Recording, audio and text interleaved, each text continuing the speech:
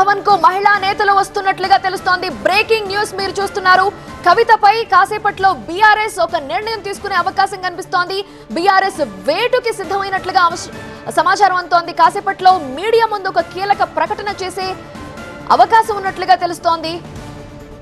ఏం జరుగుతోంది పూర్తి వివరాలు అందించడానికి మా ప్రతినిధి రాకేష్ లైవ్ లో సిద్ధంగా ఉన్నారు. రాకేష్, కవితపై వేటుకు సిద్ధమవుతోందా బీఆర్ఎస్? చాలా పెద్ద డెసిషనే అని చెప్పొచ్చు.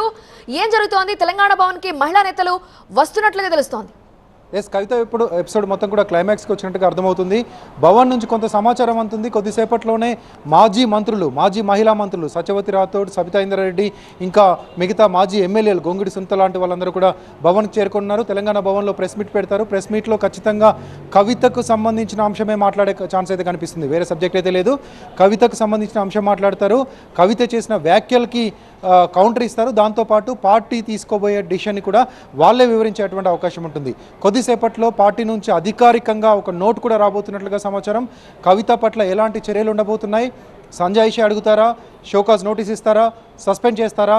పార్టీలో ఉన్నటువంటి ఫార్ములా, పార్టీలో మొదటి నుంచి కొనసాగుతున్నటువంటి ఫార్ములా ప్రకారం ఏకంగా బహిష్కరిస్తారా?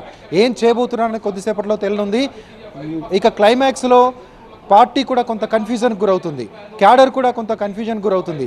జాగృతి అనుబంధ సంస్థ, జాగృతి ఇక మీద అనుబంధంగానే ఉంటుందా? ఒకవేళ కవిత మీద చర్యలు తీసుకుంటే కూడా జాగృతి పూర్తిగా దూరం అయిపోతుందా? ఇన్నాళ్ళు జాగృతి వేరు, పార్టీ వేరు కాకుండా రెండిట్లలో ఒకేలాగా కార్యకర్తలు పనిచేశారు. ఇప్పుడు ఆ డివిజన్ రాబోతుంది, ఆ లైన్ రాబోతుంది. ఎక్కడ వాళ్ళు అక్కడే ఉండే అవకాశం ఉంటుంది. సో అది కూడా కొంత కన్ఫ్యూజన్ కనిపిస్తుంది. సో బిగ్ బ్రేకింగ్ అని చెప్పొచ్చు.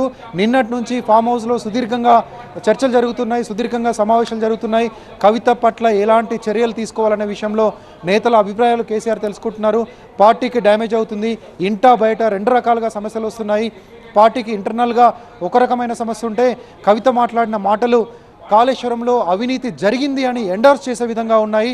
వేరే పార్టీలకి, ప్రత్యర్థి పార్టీలకి, బీజేపీకి, కాంగ్రెస్కి అస్త్రాలు ఇచ్చే విధంగా ఉన్నాయి. కాబట్టి చాలా సీరియస్గా తీసుకుంటున్నారు.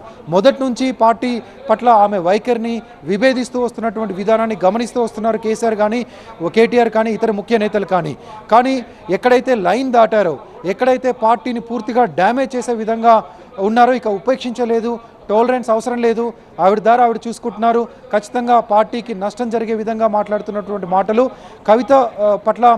కవిత వల్ల జరుగుతున్నటువంటి డ్యామేజ్ని కంట్రోల్ చేయాలని ఇప్పుడు ఒక నిర్ణయానికి వస్తున్నట్టు రాకేష్ కాసేపట్లో